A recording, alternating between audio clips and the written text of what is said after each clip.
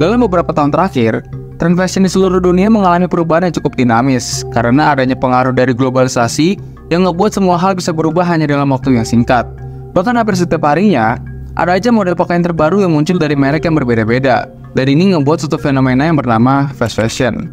Fast fashion ini sebenarnya adalah suatu konsep di mana pakaian itu diproduksi dengan cepat supaya bisa ngikutin tren yang berubah-ubah.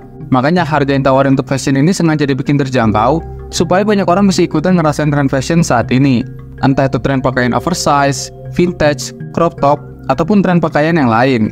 Dan hal yang bikin gue heran sekaligus kagum, semua tren ini tuh tawarin sama perusahaan fashion ternama kayak Uniqlo, H&M, dan Zara. Dan mereka tuh sering banget nawarin harga yang cenderung lebih murah. Apalagi kan sekarang brand-brand pakaian itu udah merambah ke e-commerce semua ya. Jadinya konsumen itu makin gampang buat temuin barang-barang mereka dan bisa dapat harga yang lebih murah karena ada diskon yang mungkin gak didapat kalau beli langsung lewat toko. Nah, tapi di balik keunggulan yang ada di fast fashion ini, ada beberapa hal negatif yang menurut gue bakal jadi masalah panjang ke depannya. Contohnya kayak gini. Media sosial ini kan jadi tempat yang gampang banget ya untuk buat sesuatu itu jadi viral.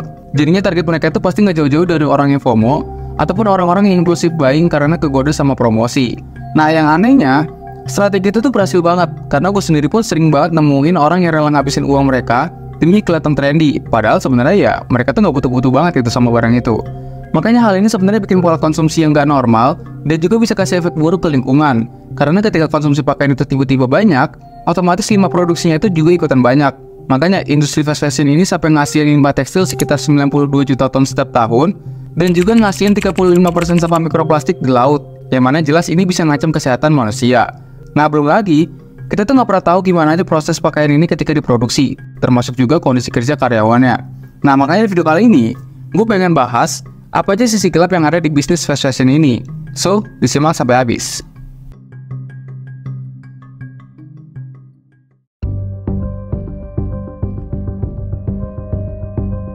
Salah satu sisi gelap yang ada di industri fast fashion itu adalah adanya eksploitasi terhadap pekerja mereka. Hal itu bisa dilihat dari upah karyawan yang menurut gue itu tergolong rendah kalau dibandingin sama biaya hidup sehari-hari. Apalagi faktanya, sebagian besar pabrik fast fashion ini sengaja dibikin di negara berkembang kayak India, Vietnam, Bangladesh, dan negara berkembang lainnya supaya bisa dapat lebih banyak keuntungan dari upah buruh yang murah.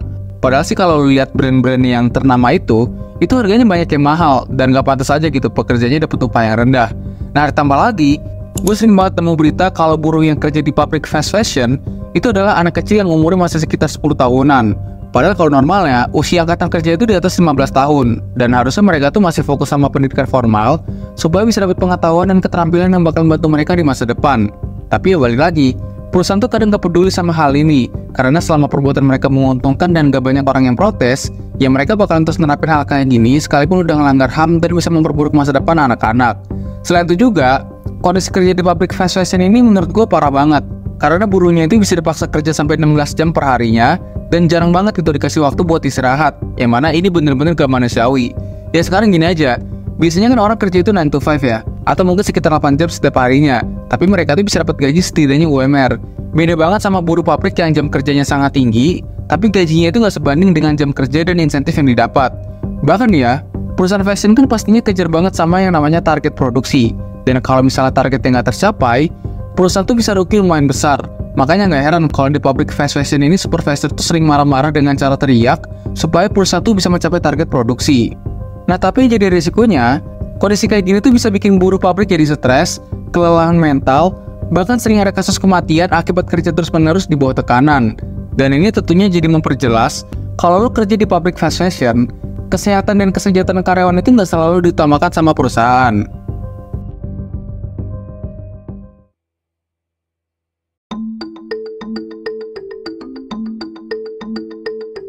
Walaupun industri fast fashion sering nawarin pakaian dengan harga yang murah dan ngikutin tren terbaru, nyatanya industri ini tuh punya banyak dampak negatif terhadap lingkungan, dan salah satu penyebabnya itu adalah karena bahan fast fashion yang bernama polyester. Polyester ini jadi bahan yang bahaya banget buat lingkungan karena proses pembuatannya tuh kebanyakan melalui zat kimia, misalnya kayak campuran alkohol, asam karboksilat, minyak mentah, dan masih banyak campuran yang lainnya. Proses kimiawi kayak gini tuh tentunya bakalan ngehasilin limbah yang bisa buat air jadi tercemar. Dan juga bisa merusak kesuburan tanah karena efek dari kontaminasi limbah yang gak dikelola dengan baik. Apalagi kan lo tau sendiri ya, perusahaan fast fashion itu rata-rata didiriin di negara berkembang. Alhasil pembuangan limbah mereka itu banyak yang ngasal karena gak sesuai SOP yang jelas. Ditambah lagi kan bahan polyester ini cenderung murah dan gampang rusak. Alhasil banyak banget pakaian fast fashion ini jadi limbah yang berakhir di tempat sampah.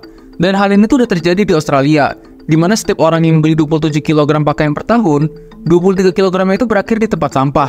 Dan kain-kain yang membusuk di tempat sampah ini tuh nantinya bakalan melepasin gas metana ke udara yang bisa berkontribusi besar terhadap pemanasan global. Dan selain itu juga, pakaian berbahan polyester ini terkadang kurang baik buat kesehatan tubuh karena sirkulasinya tuh bisa dibilang buruk banget. Makanya ketika suhu tubuh lu tuh naik, bahan kimia dalam pakaian itu bisa diserap sama kulit dan berisiko menyebabkan masalah kulit kayak ruam, kemerahan, eksim, dan penyakit kulit yang lain. Terus juga nih ya, kalau gue lihat bahan fast fashion sekarang, itu banyak juga yang bahan dasar terbuat dari katun. Dan yang jadi masalahnya, ternyata bahan ini tuh juga berisiko tinggi buat ngerusak lingkungan. Kenapa demikian? Gini, kalau gue lihat website-nya Decathlon Sustainability, mereka tuh nunjukin kalau sekitar 2.700 liter air itu dibutuhin untuk bikin satu kaos katun doang. Dan kalau kita ngeliat perusahaan fast fashion, produksi pakaian katun mereka itu udah ratusan produk setiap harinya, yang mana mereka udah pasti perlu puluhan ribu liter air untuk bikin kain katun. Dan dampaknya buat lingkungan, cadangan air di daerah itu bisa berkurang secara mendadak, sehingga ekosistem di sana itu jadi terganggu. Bahkan yang lebih parahnya, krisis air ini tuh bisa ganggu perekonomian di daerah industri fast fashion tersebut. Karena kalau misalnya pasokan air di sana tiba-tiba turun, biaya buat akses ke sumber air itu tentu bisa jauh lebih tinggi. Dan ini bisa buat harga pangan dan bahan-bahan lainnya itu naik secara signifikan. Makanya menurut gue perusahaan fast fashion ini tuh harus lebih hati-hati lagi dalam produksi, supaya seluruh lingkungan di dunia ini bisa terjaga keasliannya.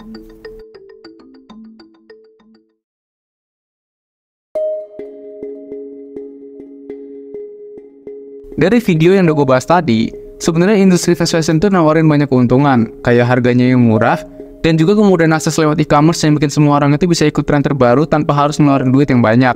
Tapi yang bikin gue miris, bisnis ini tuh ternyata punya lebih banyak sisi gelapnya yang gak bisa dihindari.